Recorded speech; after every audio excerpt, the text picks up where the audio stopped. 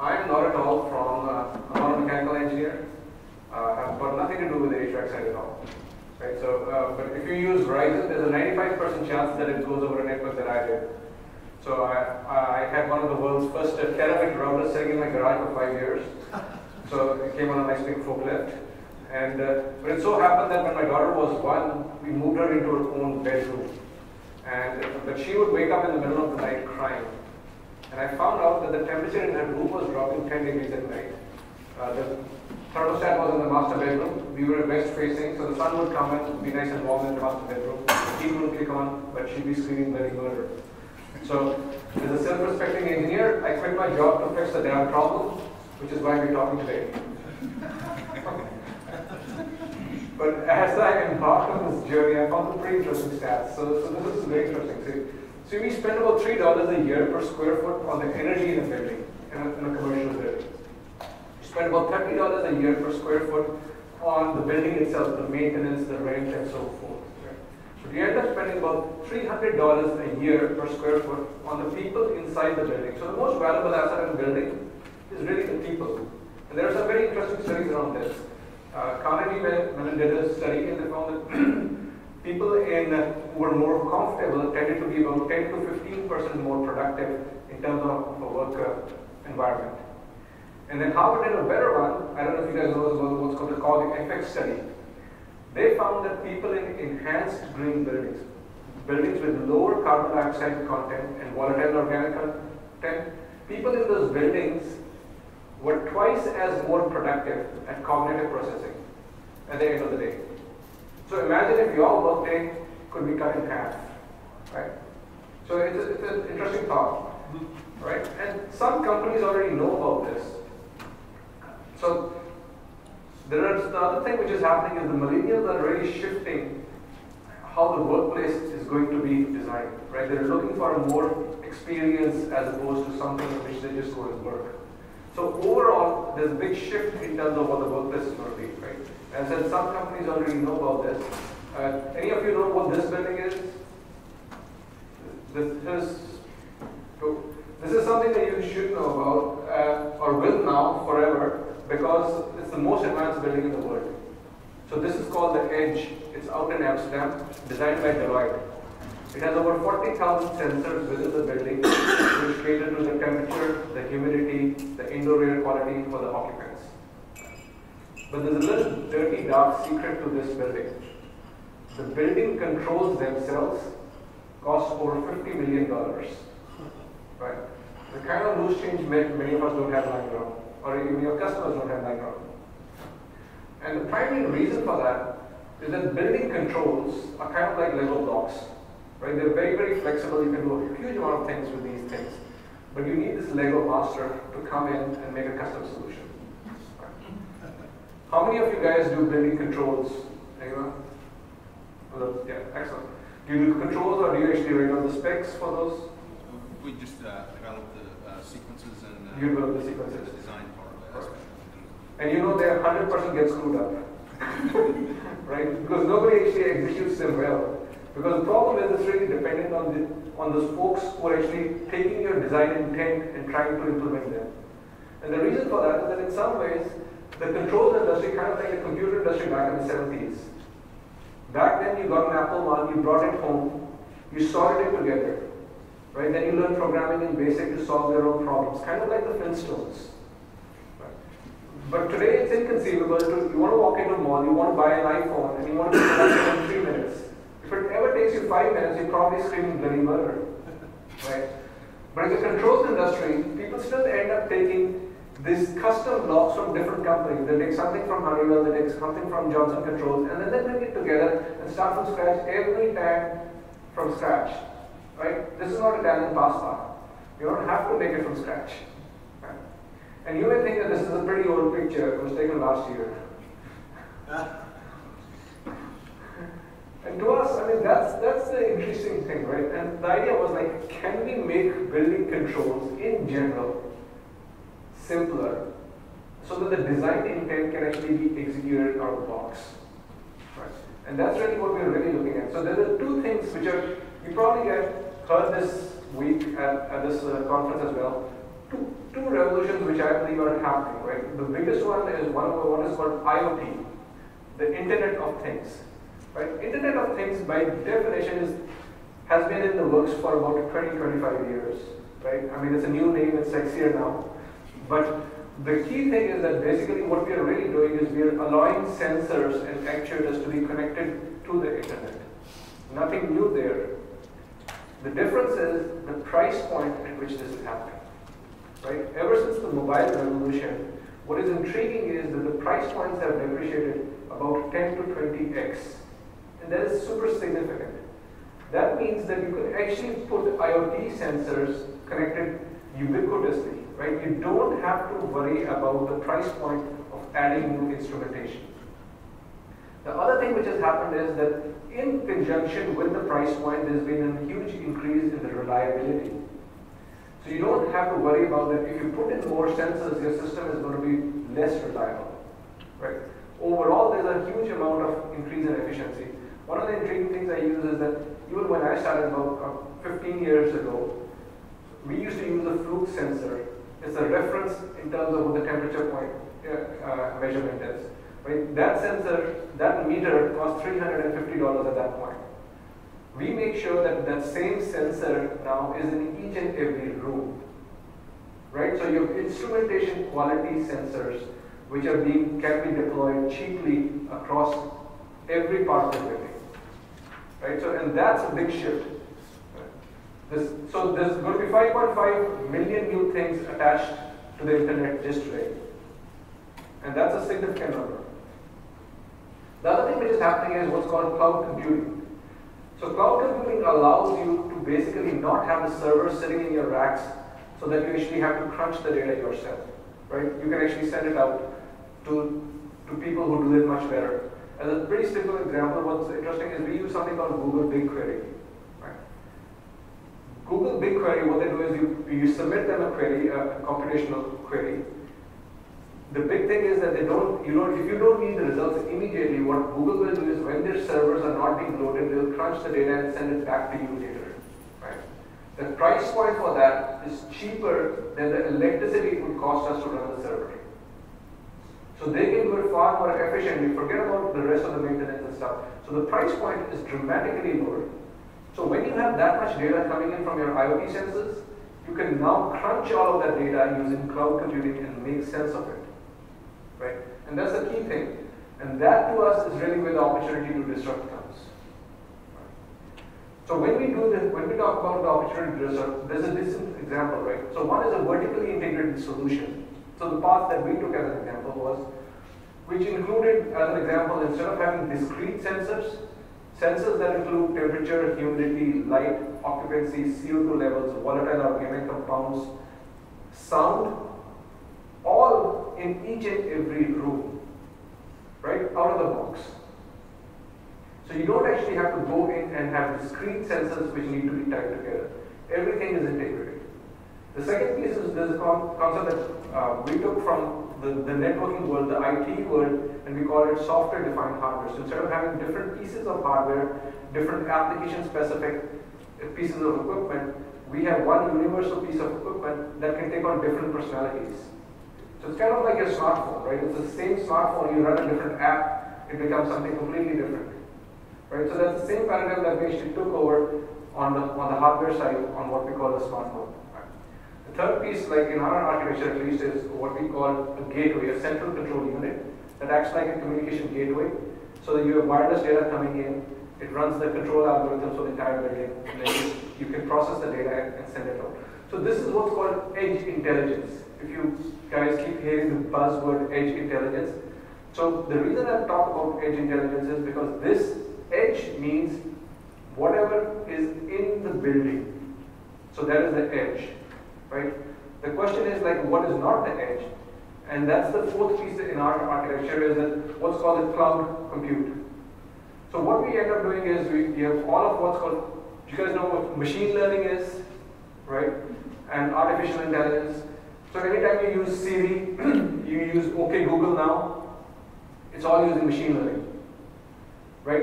What's kind of intriguing is that even if you use Google Translate these days, there are no written rules anymore in Google Translate. It is 100% machine learning. It is people who have trained the machine model. It's a neural network that's trained.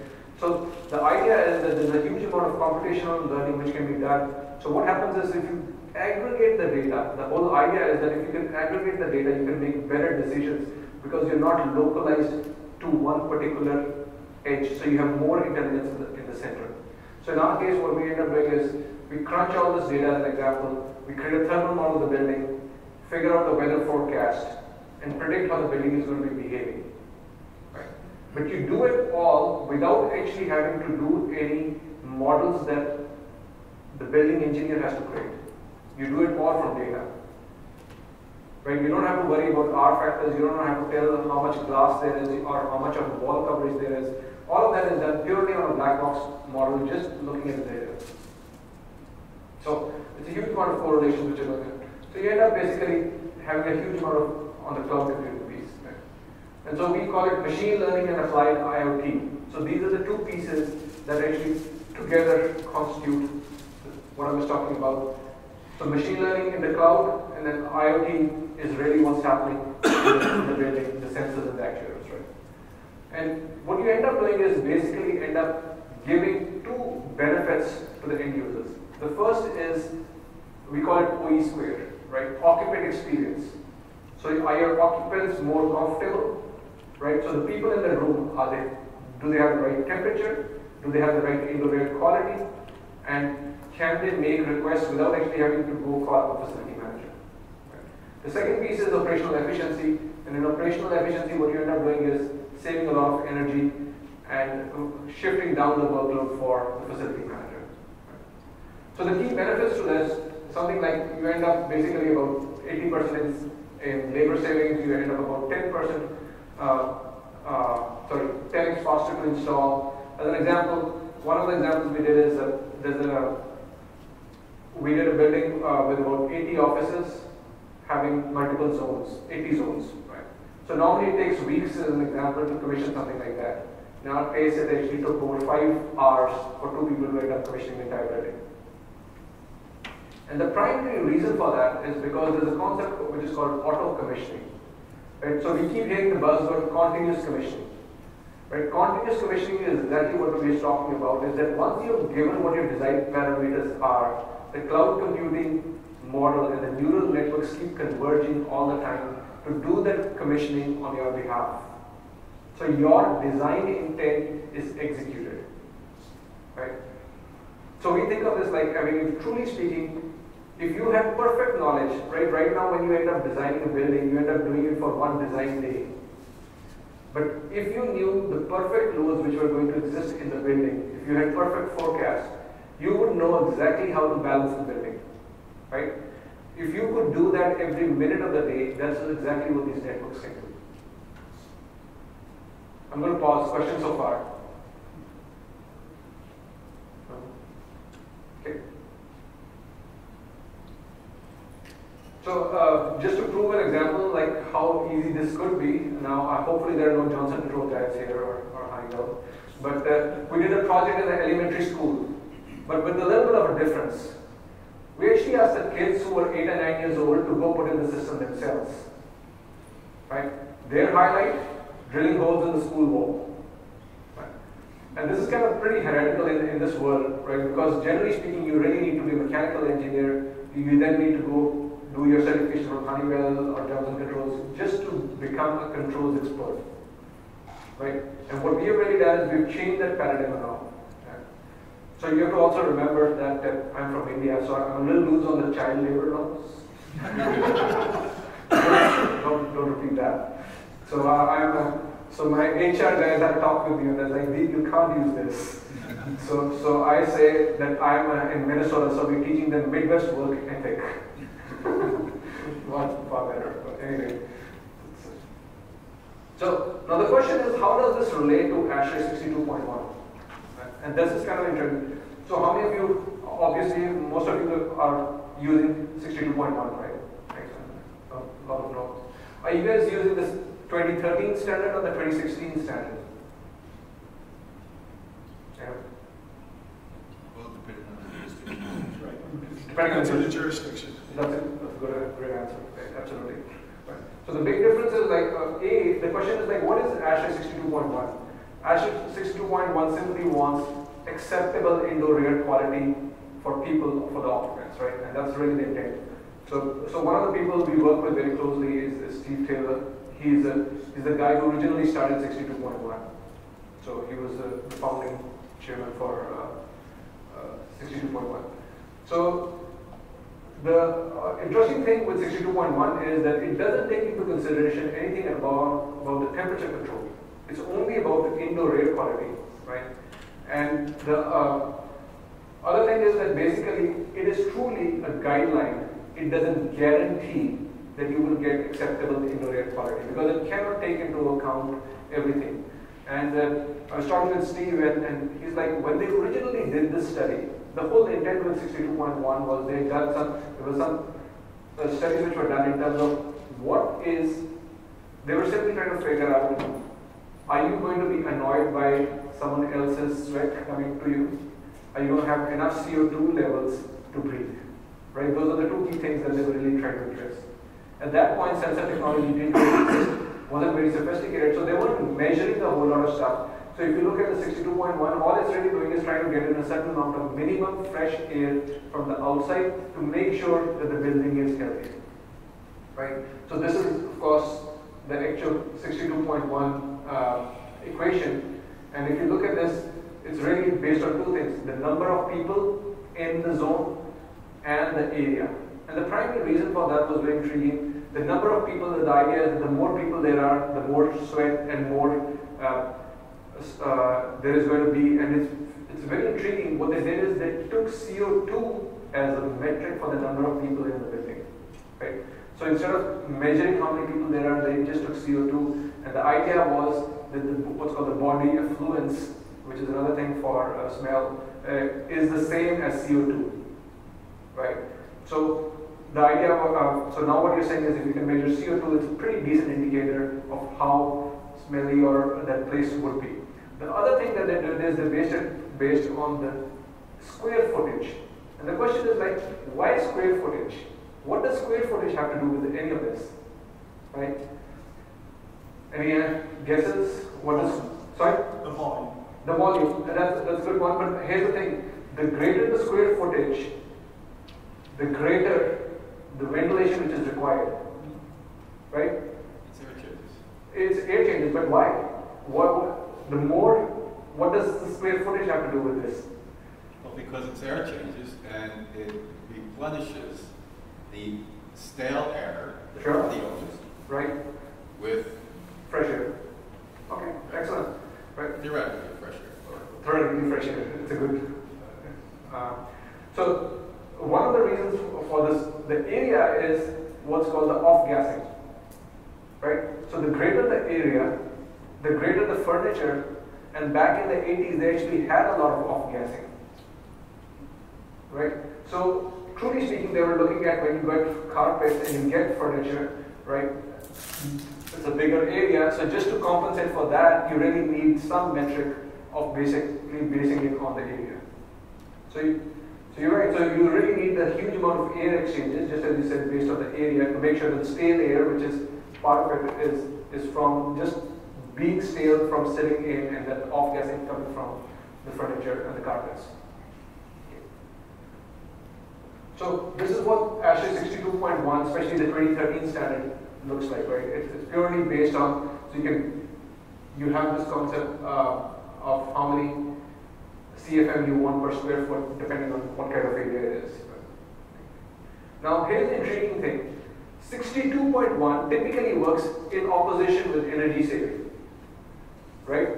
So the more ventilated an area is, the less energy efficient you're going to be, right? So some of the changes that they've really introduced is that they're basically changing that piece. So this is the intriguing. So if you see, what they did is that in ASHRAE 62.1 in 2013 standard, they introduced this RP into PZ, right? So this basically, what they're saying is now you can actually reduce the amount of, this is what's called demand control ventilation. So demand control ventilation means that based on the CO2 levels, you can actually reduce the amount of air coming in. So if the space is technically well, it doesn't have that many people in there, right? You can now reduce the number of air changes which are required. Right? What it doesn't take out is this piece based on the square footage on the area itself, right?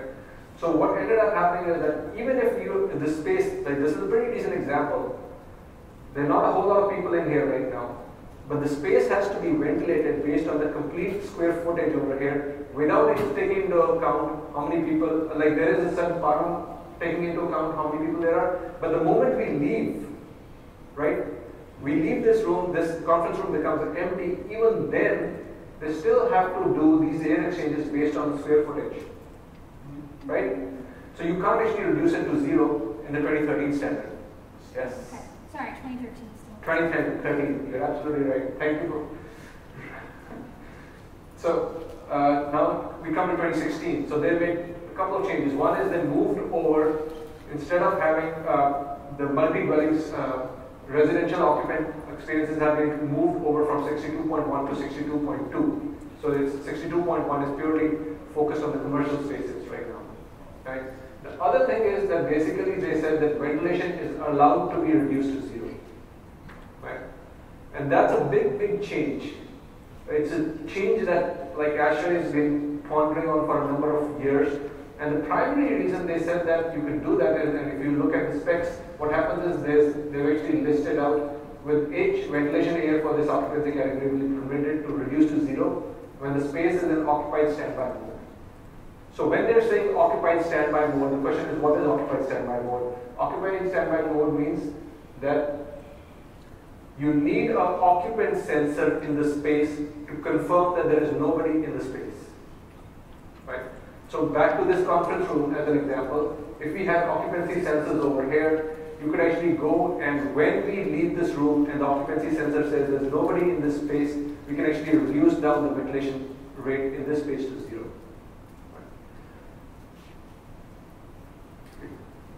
So these are just definitions, and the difference is occupied mode is when you expect the building to be occupied. So like a conference room, you're expecting it from 6 a.m. till 8 p.m. It is going to be occupied because that's your normal business hours, right? So normally speaking, so that's your occupied mode. Now if there's nobody in the room, in any of the rooms, during that occupied time, we call it occupied standby. And in that occupied standby, you're reducing it down to 0. Yes, question? Is ASHRAE looking into actual building use and how these are getting implemented? Because I will tell you that I went to a hotel within the last year that was using the captive key system for ventilation and lighting for the space to show that it was not occupied. Sure. And when you check in, they offer you an extra key to put into to leave into the space when you leave. Honestly, it's like blew my mind. So are they looking into how it's actually getting implemented? ASHRAE, unfortunately, doesn't look into how it's getting implemented, right? The only person, the closest, you guys are the closest in terms of making sure that the design intent gets implemented. And there is, I think there's more ways to screw up than there are to get it right. Unfortunately, that's the truth, right? And you're absolutely right on this whole thing. Yes? I think so. I worked in a hotel recently because, I knew how the system worked too. So I would always get an extra key or, make something you put in that slot. But I know in a hotel I did recently, the standby mode, it only set the system back. So people weren't as uncomfortable getting in. And also, there are some, I don't remember the software name, but for example, hotels, what they'll do is, if someone's, it's not really the same as an ID sensor, but they'll have the room set up so if they know someone's going to check into a room, they'll turn on the AC early and they'll turn it off. So it's not perfect, but you can save a ton of energy. Right. And again, it ultimately boils down to there's the ASHRAE guidelines, then there's the specs that you guys write, right? There's the guy who actually ends up commissioning, and you verify that it is actually set up correctly, and then there's the actual hotel staff, right? And then there's the actual consumer, right? So there's a lot of ways, and everything has to work seamlessly for it truly to be implemented. One of the key things, and we'll get into this a little bit, is in our case what we did is instead of relying on the sensors, we use the PIR sensors and stuff, and we use light as well. So there's a far more better correlation to figure out if people, so we use three things. So we use the occupancy sensor, we use sound, and we use light. Between the three, you have a fairly decent idea that somebody is in the space or not. Right? So rather than having to rely on somebody who can bypass the system, you have it based on an automatic system. Based on what I was talking about, that that the sensor cost is quite low. Right? So back to the question is, like, what's the occupant sensor? So is it the device such as a motion sensor or a captive key system, right? And that's the key. And we find that a motion sensor alone is not good enough, especially at night and stuff like that. So what you have to do is it works in opposition. So what happens is you can do some inference, as it's called, that if, as an example, you had motion, then lights turned off, there's a decent chance that somebody is in the room at night, right? Versus trying to say that you're looking for motion in the middle of the night when people are sleeping. Okay. So this is a decent example of what air balancing looks like. You can control the dampers in each and every room to control the amount of airflow, right? And this was an example of the product that I was talking about, we have used, which is measuring the temperature, humidity, light at the top. Right? You have sound and occupancy, and between these, you have a pretty decent understanding of whether a space is occupied or not occupied.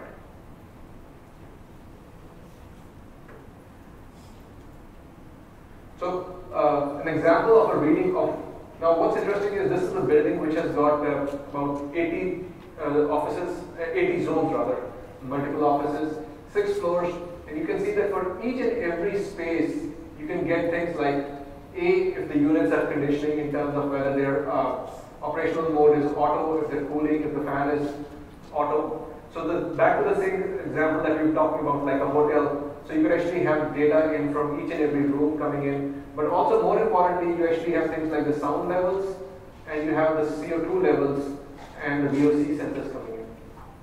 Right? So VOC is true volatile organic compounds. So they're really looking at for things that we were talking about, that off-gassing and the chemical content, right? The hydrogen molecule. So what's intriguing is we've done some very interesting data which shows that, as an example, we put it in gyms. And if you find somebody who's very buff, they end up producing a lot of CO2, but they don't sweat a whole lot. And somebody like me goes and tries and exercises, right? And we produce a lot of sweat. And not a whole lot of CO2. So it's kind of interesting. So the CO2 levels and the VOC levels are there, they don't correlate together. Right? So you can get true measurements, and now you can really get very, very granular in terms of the data that you want for ventilation. Right? Because now you can actually go to the root cause of what ASHRAE 62.1 is truly trying to target. Is the space truly meeting the requirements for breathability, like the standards for indoor air quality for the occupants. Right? You can actually base it on not just CO2 levels, you can base it on the VOC levels as well. Okay. So we get millions and millions of data points which coming in, and that's the key thing that we're trying to say, that with IoT, you can get in a lot of this data, right? And you can get it relatively inexpensively. Okay. So you end up with far more better temperature control and indoor air quality. But one of the interesting things that we have done is there's a huge amount of energy savings which actually comes in as well. So we've done some studies with Gas Technologies Institute third-party verification, right, which ended up saving over 70% of energy versus a programmable thermostat. And I'm actually going to go through an actual case study over here. So this is home furniture, relatively large furniture place, 200,000 square feet, and this is the data. What was interesting is that home furniture already was sustainability focused, so they used a company called Energy Print. In fact, we're doing a webinar with them on today, talking about how you can actually do benchmarking. Right? So what they did is Energy Print goes back and scrutinizes utility bills, and they use that to figure out actual energy usage. Right? One of the key things, if you ever do energy efficiency projects, it's very hard to actually figure out what the benchmark was and verify your savings, right? Or even if you do a recommissioning, the question is how do you truly verify savings? So one of the things that Energy Print does is it goes back retrospectively and looks at your utility bills. But in this case, in home furniture case, they've already been using energy print for 10 years. So it was very interesting to see that they had a huge amount of energy data available. So what you can see over here is this is carbon footprint in this case. The energy usage which is increasing, and you can see that the energy use increases in, this is Minnesota, so you can actually see the energy use increases in the winter months, right? So what's happening is that in January and February, because it's colder, you're using a lot more heating, so you end up using more energy. So this is when the system was installed. This is using the new national guidelines that we were talking about. And you can see there's a big difference over here. Right, so on a month-to-month basis, there's a very, very significant differential, especially on January to January. So it's not just from the bottom, which is basically during the May-June time when you have, or spring when you have lower energy usage, but on a comparable month-to-month, there's a very, very huge, large drop in the amount of energy use. What's the unit of measurement on the y-axis? Yeah, so in this case, it's actually carbon. So it's carbon kilograms, right, because pure energy. Yes, question? Did you also do a study on, with the sensors that you were talking about, the indoor air quality before and after the implementation of the change? So the question was, did we actually do a study talking about the indoor air quality before and after? Unfortunately, so this is the thing, we had access to the utility data, but we didn't have access to, because it wasn't censored before, we wouldn't know what the benchmark was. Okay. Right. But generally speaking, so here's the tricky thing, we actually expect that the indoor air quality marginally decreased because this space was probably over-ventilated, right? Because of the area component, right? It's being utilized, there's nobody over there, so it's just getting too much air, fresh air exchanges going in. It would be interesting also, just being a furniture store with all the off-gassing. Off-gassing, that's right. Thing to see. We did look at the VOC levels and stuff, but they're fairly low. The CO2 and VOC in this store are actually quite low, even with the current implementation as it stands now. It's kind of intriguing. Yes, I'll come back. It's kind of intriguing. Currently, the materials we use, this is something that Steve and I chat about a lot. Currently, the materials we use now don't off-gas as much, right? And this is something intriguing, which is the adhesives we use are better. They don't off-gas as much. The material themselves, people are more aware, so they don't, and even the carpets, none of the stuff is as bad as it used to be in the good old days. Right, I'll come back to Yeah, the question I had, I don't know if you hit on it, what technology are you using in the VOC? Because there's so many things. What technology are you basing that on? So it's a hot gas MEMS sensor, so electromechanical surface. So what they do is they actually have a small little sensor, small micromillimeter sensor that actually is heated up, and anything that comes in touch with it, and the air which comes in touch with it, it actually basically gets broken out into the hydrogen element. And so the hydrogen element is what they're really looking for in a sensor to detect how many hydrogen atoms there are. So, thank you. So the old days, or the new days, the off-gassing tapers over time. Correct. I mean, the LEED program gave you a couple of options. You could flush the building, get rid of that initial surge, and then come back. But the component always stayed in the equation, and in the calculations, and then in the operations. Correct. You're absolutely right about that, and that's the key thing is, I think, so that's what we're really saying, that component has stayed, and so the next iteration, what we're trying to work with, so we got selected from what's called IM2, it's a 5 companies get selected every year from Wells Fargo, a program to work with the National Renewable Energy Labs.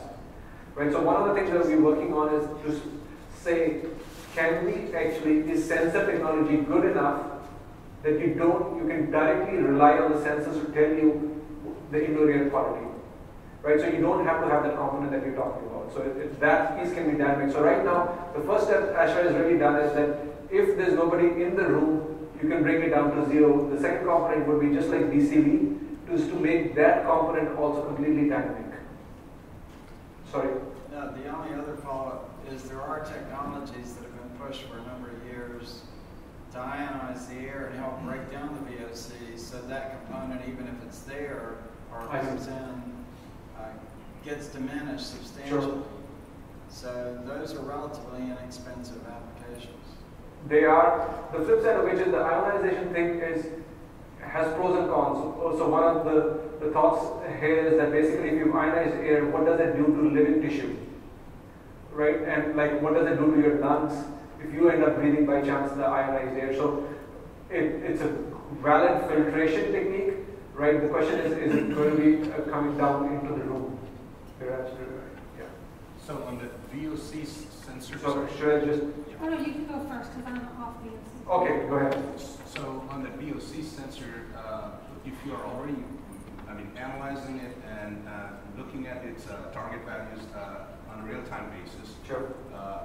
Can you put AI algorithm or a straight if-then-else kind of sure. logic to dynamically control your validation system, which is exactly what she's talking about. You know, that if right. there is any vestige, left, right. you're going to have to continue to parse it at a lower level, maybe, but not zero.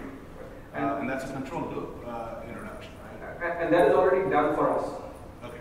Right. So in our case, like we actually look at the VOC levels as well to implement that. That's CO2 and VOC in addition to the ASHRAE guidance. So it is generally speaking, if by chance the VOC levels do end up rising, which is why I talked about the gym. Right, so in that gymnasium example, there was a use case where the ASHRAE recommendations don't do any justice at all because ASHRAE doesn't look at people who are exercising. Right, so we did use the VOC part to do that. But there is and I'll come back to this after this, there's a small caveat in the VOC. It's not as perfect as we would like it to be. So how long do the sensors last before they need to be replaced? Great question. So how long do the sensors last before they need to be replaced? So the current sensor technology we have is fairly good. The manufacturer claims at least that basically it deviates by about 1% every year. So that's the actual spec. The long term, so this is based on accelerated aging. Right. Of course, the long-term testing will tell how closely it is going to be matched, and that is one part of where the NREL program that we're pushing for is to actually check in a lab environment, can we validate that the sensors stay as accurate as claimed, right? Because so much of the hypothesis is based on the sensor technology being that accurate. And originally, there have been some studies which showed that, like as an example, the humidity sensors were probably known to be very bad. Right, because they typically fail, and that is true for outdoor air conditions. But generally speaking, some of the things that we're finding now, the current gen of sensors are very accurate, like within that 1% degradation on a yearly basis, and that has been relatively well proven out on the humidity side. Right, and one of the secrets I was talking about this VOC sensors, the currently available VOC sensors, at least at nominal price points, are what is called total VOC, right? So they don't take into account the different types of volatile organic compounds, like formaldehyde could be considered to be more dangerous than some other ethanol stuff. So if that's the case, you don't have a very good benchmark to say that it is formaldehyde. But generally speaking, the way we look at it is that you can always fall back on the ASHRAE guideline if that's what you really want. Let the VOC sensor be used to optimize. Let's say your total volatile organic content is so low that it is below the worst of the VOCs. Then maybe you can use that to throttle down the outside air. And if your TVOC level rises up, then you can fall back on the ASHRAE guideline. That's what we care about. But technically speaking, the 62.1 also doesn't take into account this, right? All they're doing is saying a minimum amount of ventilation. You could be off-gassing the heck out of that place, and you could have formaldehyde bottle spilled open and nothing would really change, right? So we do believe that the sensor technology is probably a better way to go. As I said, the acceptance, the widespread acceptance of that is still not there. Another question. Sure. Is, course, she talked about the life of these sensors. Sure. One, and the other part, even within that life, the drift and the potential, recalibration requirements. So, is there any kind of ways to technology that can Sure.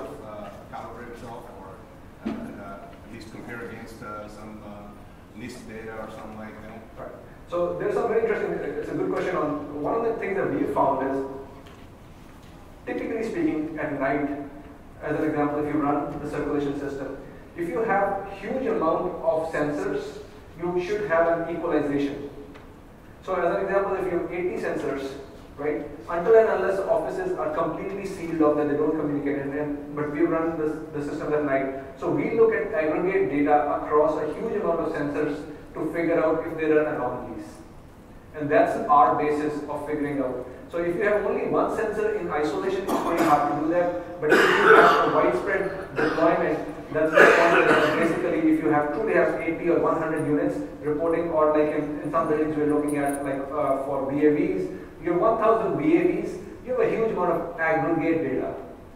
At that point you can start doing, then we do analysis and regression to figure out, are some sensors consistently behaving differently than others?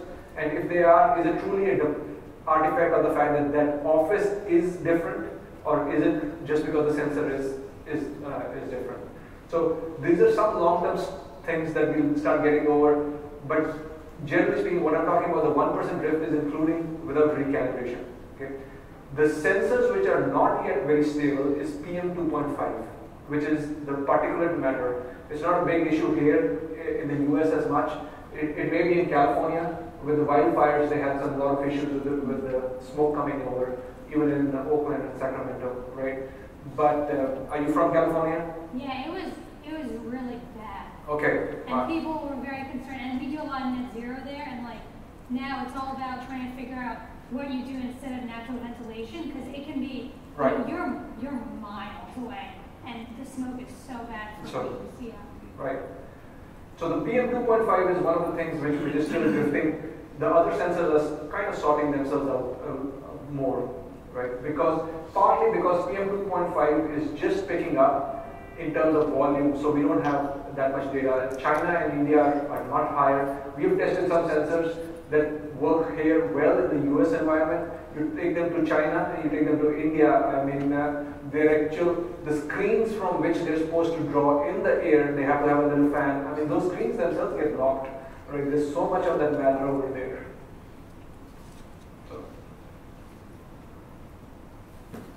So this is an example, like there was a savings of, this is just the first 4 months, 1.5 billion BTUs being saved in this particular environment in the home furniture case. And they saved about $22,000 in just 4 months. The project itself cost about $42,000, so the payback is super under 1 year. It's so good that where we are, we got a prescriptive rebate for $3,500, but we can't actually get any custom rebates because if your payback is under 1 year, the utilities refuse to give you a rebate. Right? So we have to figure out a way to actually increase the price. That's what I take from this. Yeah, just increase your fees, not a problem. Yeah, that's right. But yes, and the kids did it, right? Sorry. I'm trying to get my head around the savings potential here. You mentioned 30 to 70%, and this data clearly shows a very extreme example. Sure. But I kind of, as a rule of thumb in my head, I think about a building having maybe 40% of its energy use as HVAC, and then 40 maybe as lighting. Sure.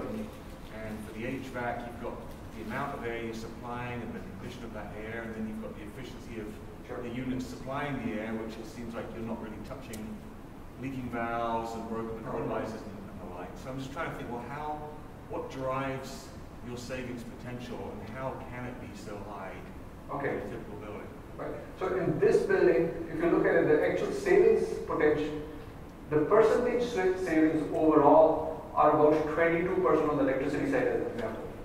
Okay. The HVAC usage is much higher because this is a furniture store. The only two things that they really have is lighting base load, because they have a lot of lighting, and the second piece is HVAC. Right. So in this particular case, The HVAC savings are estimated, we don't have sub-metering on the HVAC side, but the HVAC savings are really estimated to be only about 40%, so it's not like super large overall, but it's 22% on the overall energy savings. It's just that the numbers are large, right, because it's a largish facility, it's 200,000 square feet, that's all. Right. So then the 30 to 70% is a range of potential. Right, we expect typically about 30 to 50 is 70% is what we've done against a programmable thermostat. That was the benchmark. And that's on whole building consumption? On just the HVAC. That was purely on the HVAC side. Right. Typically speaking, we expect somewhere between 30 to 50% on the HVAC side. That's all. And that's the number we should be really concentrating on. And this number is kind of squarely in that, about 42% would be my guess. Right. Yeah. We can't, unfortunately, the laws of physics are pretty hard to change sometimes. Right? I'm from India, remember, I tried the whole snake oil thing, I tried the charms, don't really work.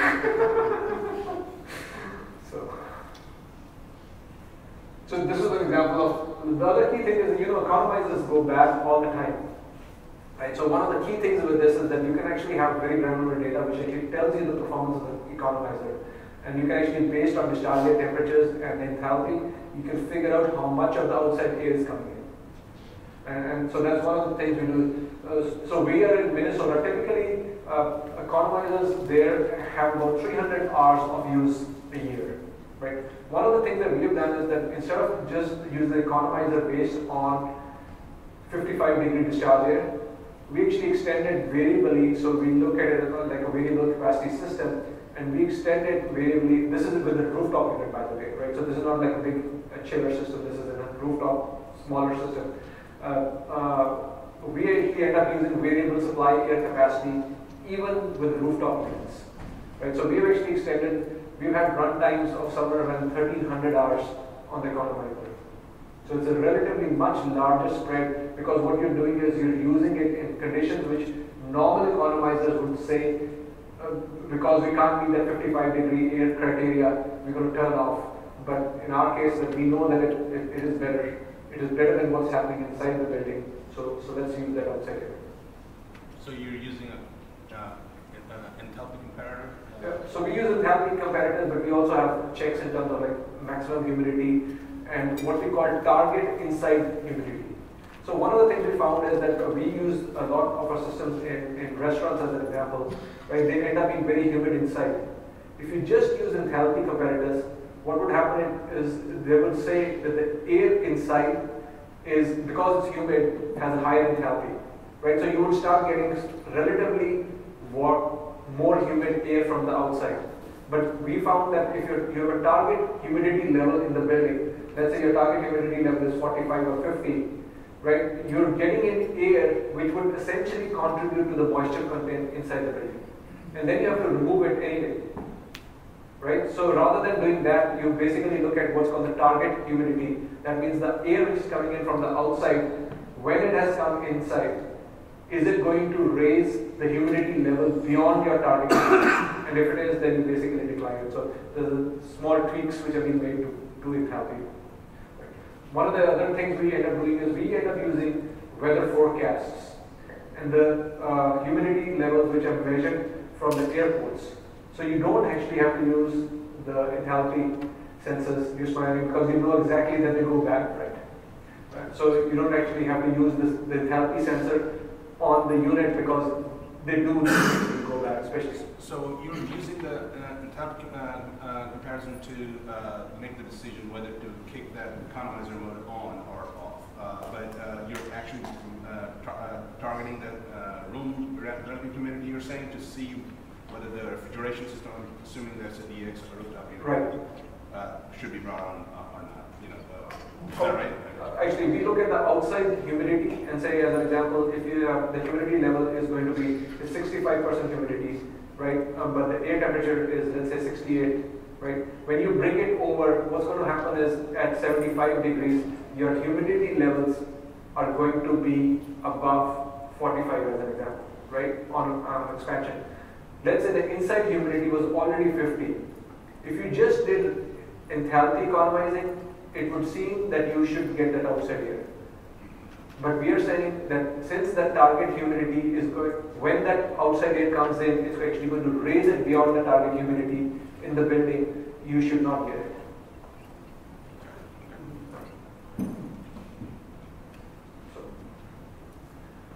So you can see over here, this is the DCB piece, the CO2 levels being increased, and this is the fresh air being brought up because of the economizing.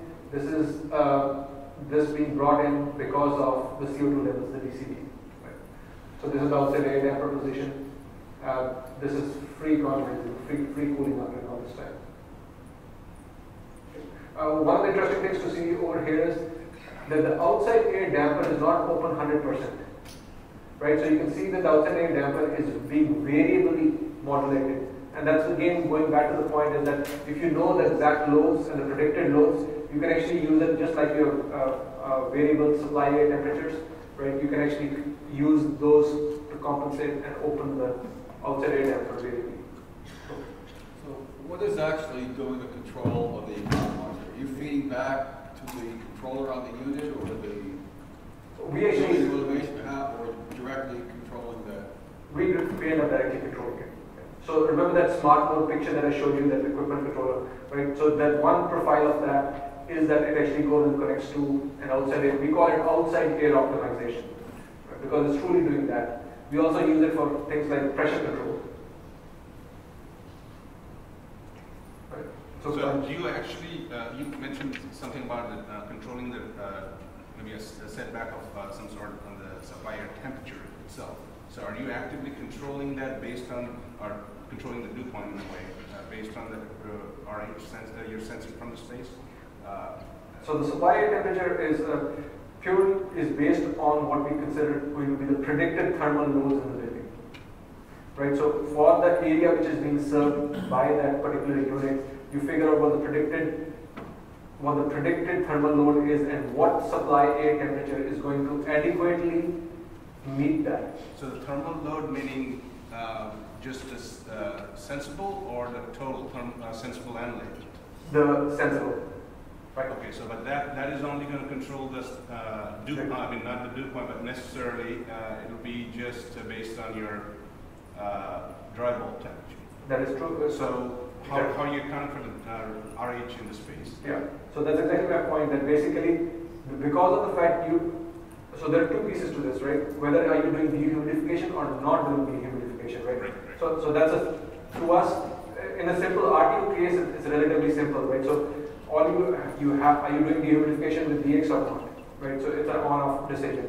But in the case of an AHU, we actually end up, it's more complex, like you said. So at that point, we would be considering the latent load for the AHU example. In this case, this was for an RTU, so it's not. Yeah. Yes, sir. Question then with regards to, you're tying it all into ventilation, et cetera, et cetera. At some point, do you pull any energy into the calculation? I mean, you're all sensor driven, but there's also the energy thing where you say, okay, I can raise my discharge temperature up to this, now my fan energy is this. I don't know if you play that game at all or right. We have not played that game. Okay. Yeah, you're right. So we have not done that level of energy optimization yet, right? The level that we have done is we worked on demand deferral and we worked on flattening the demand curve, right? So one of the things we do is on like multiple RTUs, you end up cycling the RTUs to make sure that unless the total load is predicted based on the outside air environment is truly commensurate with the outside environment, there is no point in turning on multiple units at the same time, so you end up cycling them around, right?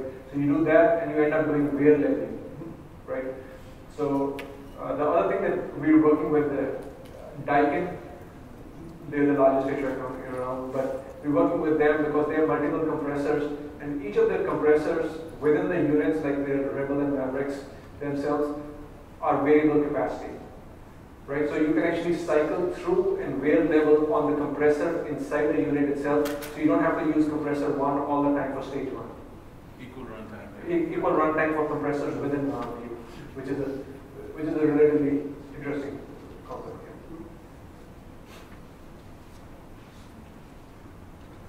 So the key thing that I want to message that I want to say is that, folks, dream big.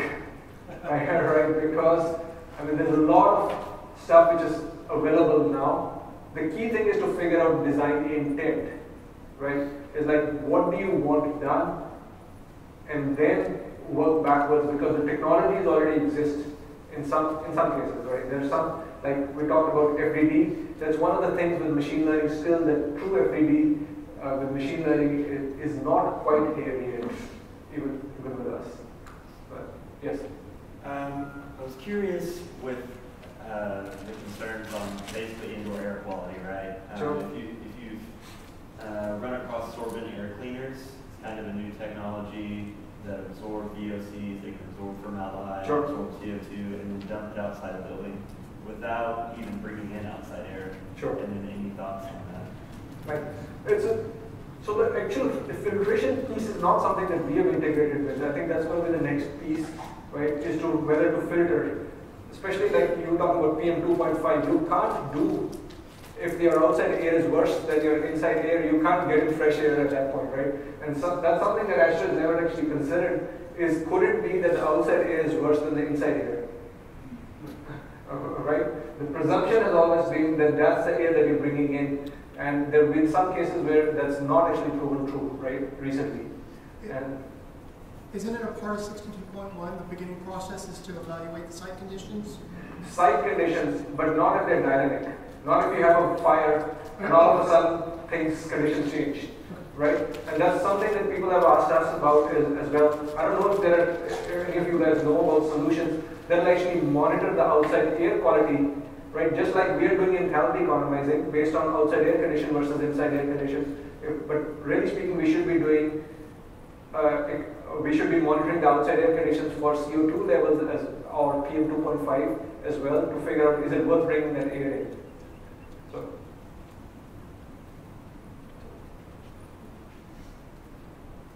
And I mean, this area is supposed to be pretty big. The IoT space is, I mean, $75 billion by 2020.